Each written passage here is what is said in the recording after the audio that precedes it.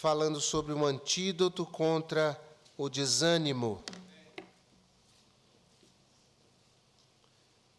Segundo aos Coríntios, capítulo 4, a partir do verso 1.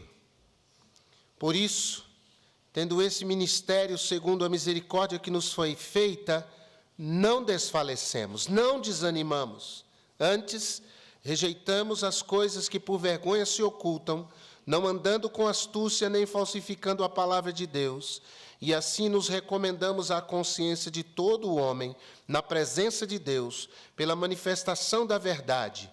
Se ainda o nosso evangelho está encoberto, para os que se perdem, está encoberto, nos quais o Deus desse século cegou o entendimento dos incrédulos, para que não lhes resplandeça a luz do evangelho da glória de Cristo, que é a imagem de Deus, porque não nos pregamos a nós mesmos, mas a Cristo Jesus, o Senhor, e nós mesmos somos vossos servos por amor de Jesus. Porque Deus que disse que das trevas resplandece a luz é quem resplandeceu em nossos corações para a iluminação do conhecimento da glória de Deus na face de Jesus Cristo.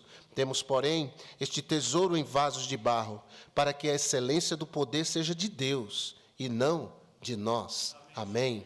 Obrigado, Pai. Que palavra maravilhosa esta que lemos e que o Senhor nos faça comer dela, nos alimentar dela, nos fortalecer dela e que, meu Deus, os efeitos desta poderosa palavra transformem nossas vidas em nome de Jesus. Amém. Podem sentar-se. É muito fácil desanimar, é muito fácil desfalecer, é muito fácil descrer.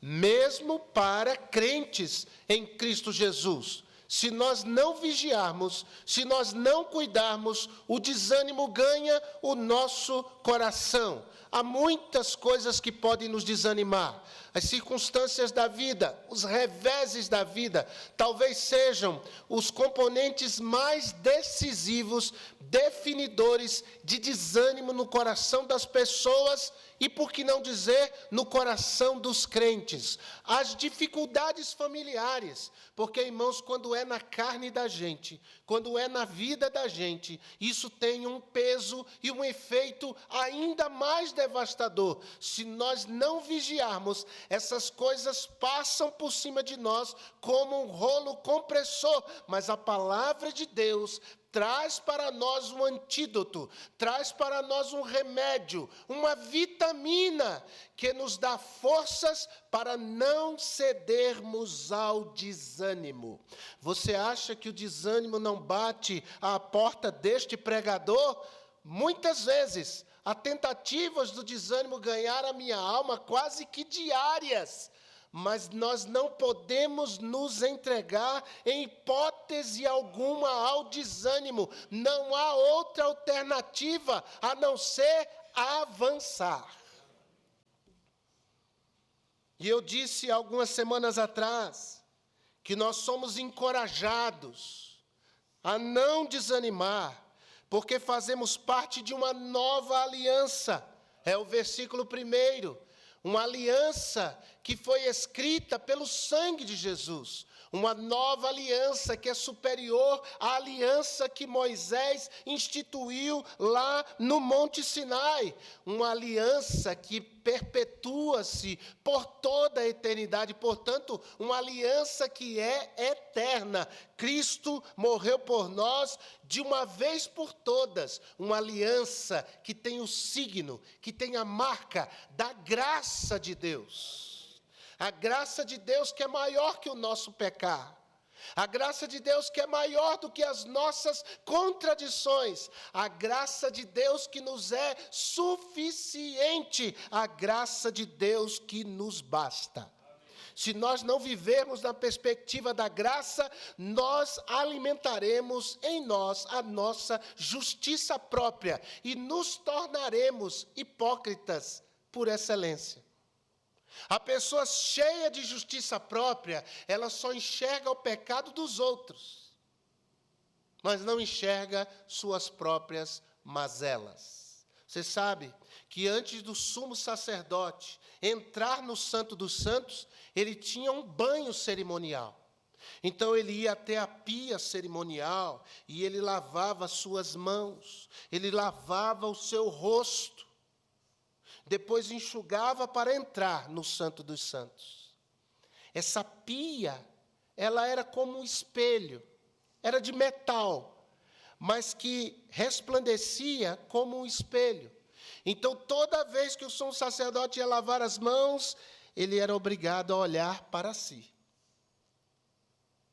E isso queria dizer, olhe para dentro de você. Olhe a sua pecaminosidade. Olhe as suas falhas. Você não é perfeito. Mas o sacrifício que será feito por você é um sacrifício perfeito. Graças a Deus. Nós somos também encorajados, em segundo lugar, porque buscamos uma vida íntegra. E sobre isso Paulo fala no verso 2, de rejeitar obras das trevas, de rejeitar coisas que por vergonha se ocultam, mas se fazem. As pessoas têm vergonha de mostrar, mas elas estão fazendo. Elas praticam esse tipo de coisa, mas uma coisa que dá ânimo ao coração do salvo é viver uma vida íntegra. O pecado nos desanima, o pecado nos abate, o pecado rouba de nós a vontade de orar, a vontade de ler a palavra. O pecado rouba de nós a vontade de congregar, irmãos, de estarmos juntos. E o crente desanima muito mais quando ele está isolado, quando ele está sozinho.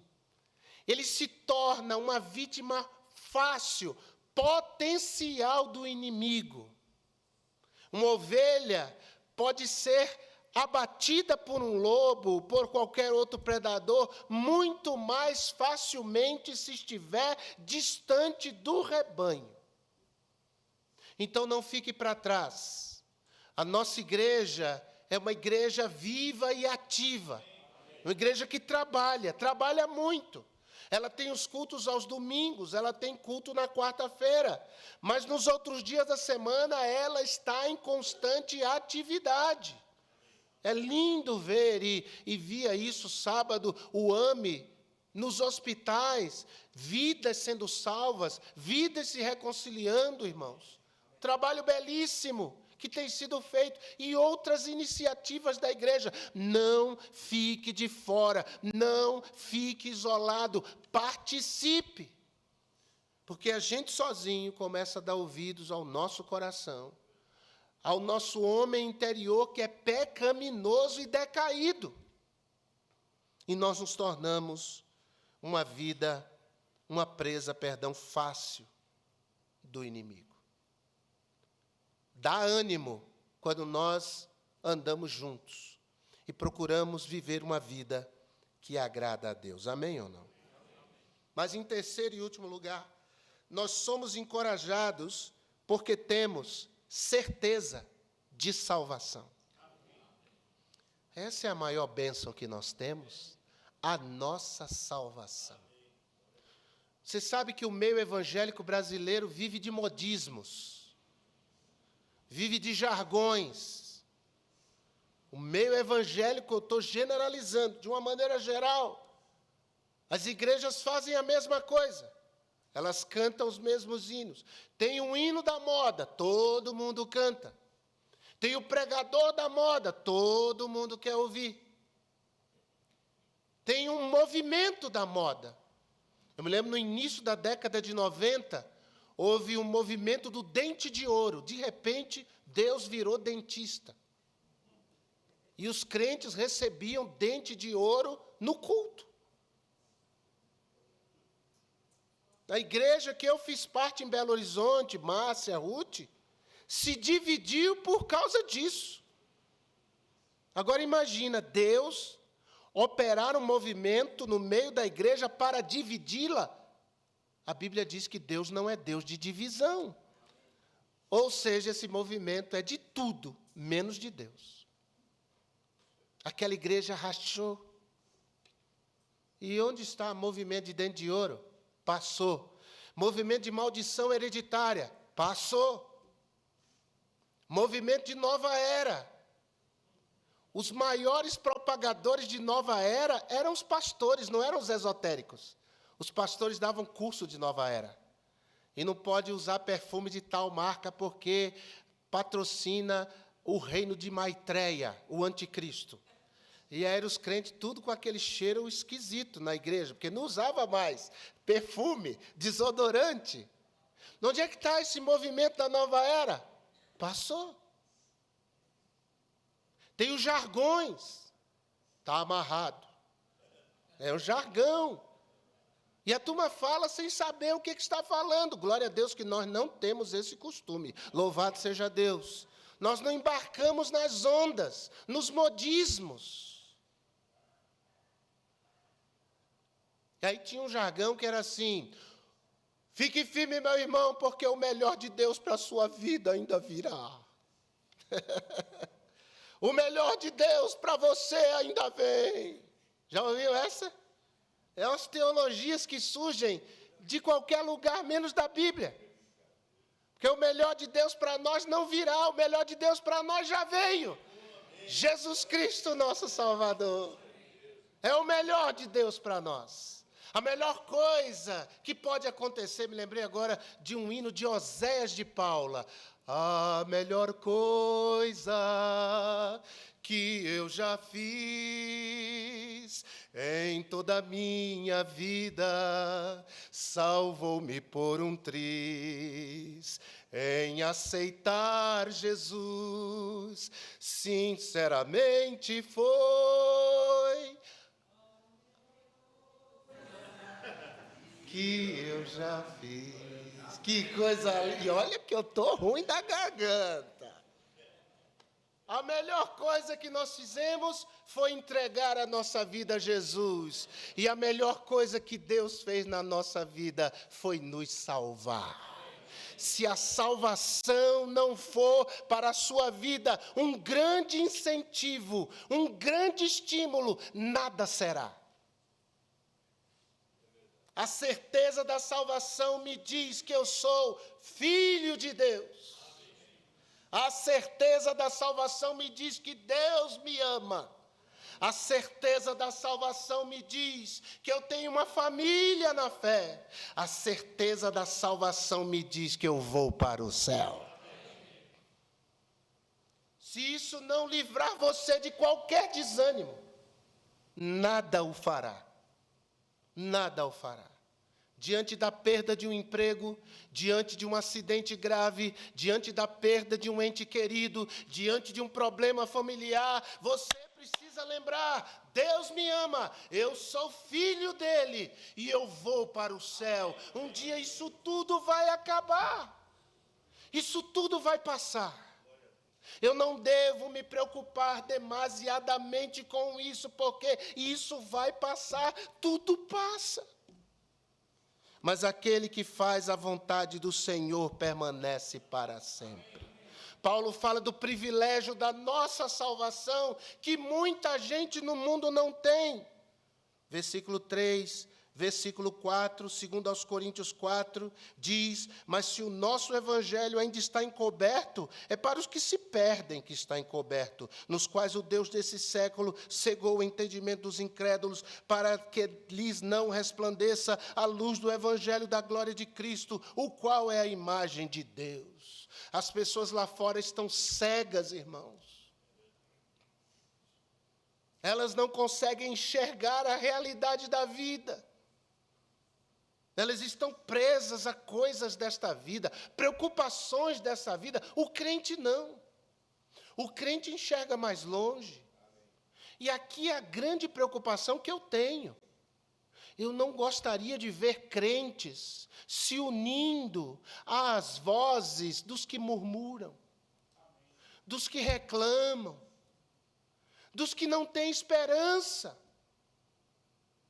O mundo não tem esperança, mas o cristão tem esperança. Então, por definição, o sobrenome do cristão é Esperança. Ebenezer Esperança da Silva Rodrigues. O sobrenome do cristão é Esperança. O que significa dizer que nós vamos sempre nos diferenciar nesse mundo. Estava conversando com a irmã Dária, grande batalha, irmã Dária. E nós estamos orando pela Carla e crendo que Deus vai operar na vida da Carla. Mas ela falava comigo, pastor Carlos Júnior ali, e depois ela disse, mas Deus está no controle de todas as coisas, isso é esperança. Deus está cuidando. Eu não entendo, eu não compreendo, eu não tenho todas as respostas, mas eu sei que Deus está comigo, Deus me ama, eu sou filho dele e eu vou para o céu. As pessoas lá fora estão cegas, desesperançadas, desanimadas, perdidas. O Deus desse século cegou o entendimento deles, para que não lhes resplandeça a luz do Evangelho. Mas, meus amados irmãos, há sempre um filho e uma filha de Deus que se aproxima diante de uma dessas pessoas e prega o Evangelho de Cristo a essas vidas. Essas pessoas começam a enxergar nas nossas vidas que nós somos diferentes, nós falamos diferentes, nós nos portamos diferentes, nós temos um ânimo diferente, e eles dizem, eu quero isso para mim, como é que eu consigo isso? Anos atrás, na outra igreja, núcleo de oração, havia 5 núcleos funcionando na terça-feira, todos ao mesmo tempo, nas casas dos irmãos. Eu estava num núcleo perto da igreja, em cima da padaria. Irmã Lila morava lá, irmão Aloísio. E os irmãos reunidos. Na hora dos pedidos de oração e gratidão, cada um foi falando. Mas chegou uma senhora, na vez dela, Dona Maria Ramos, mãe da irmã Lila, perdida, cega, desesperançosa, sem Jesus Cristo. E na hora do pedido, Dona Maria, a senhora tem algum pedido? Ela, com os olhos marejados, disse, o meu pedido, eu queria ter a alegria que vocês têm. E naquela hora, irmãos, o culto acabou. Eu peguei a minha cadeira, pus na frente dela, os irmãos lá, todos em oração. Eu abri a Bíblia e disse, a palavra de Deus diz que todos pecaram e destituídos estão da glória de Deus. Mas a palavra de Deus também diz que Deus prova o seu amor para conosco, em que Cristo morreu por nós, sendo ainda pecadores. E a mesma palavra ainda diz que se com a tua boca confessares a Jesus, irmã Maria, como Senhor, e em teu coração creres que Deus o ressuscitou dos mortos, serás salvo. Porque com o coração se crê para a justiça e com a boca se faz confissão para a salvação. Naquela hora ela disse, eu quero confessar Jesus. E nós oramos ali. Aquela mulher entregou a vida a Jesus Cristo como seu Salvador. Irmãos, aquela mulher se tornou a mulher mais alegre da igreja. Não é, Márcia? Não era assim? Irmã Maria era a mulher mais alegre da igreja. Ela era desse tamanho aqui. Eu ia chegando, ela dizia, vem aqui que eu quero lhe dar um cheiro. Pernambucana. Vem aqui que eu quero lhe dar um cheiro. Ela batia aqui em mim, ela cheirava aqui. Irmã Maria Ramos já está com Cristo, já está com Jesus, porque abraçou a salvação que há em Jesus Cristo. Irmãos, nós somos ricos, nós somos milionários, nós somos privilegiados, porque nós temos Jesus. E se isso não animar o seu coração nessa noite, nada vai animar. O Brasil pode ganhar todas as medalhas de ouro da Olimpíada, nada vai alegrar o seu coração. O Brasil pode tornar-se um país de primeiro mundo, nada vai alegrar o seu coração. Só Jesus Cristo é a nossa alegria. Por isso, vá para casa hoje, com isso no coração. Deus me ama, eu sou filho dele, e um dia essa tribulação que eu estou passando, ela vai passar.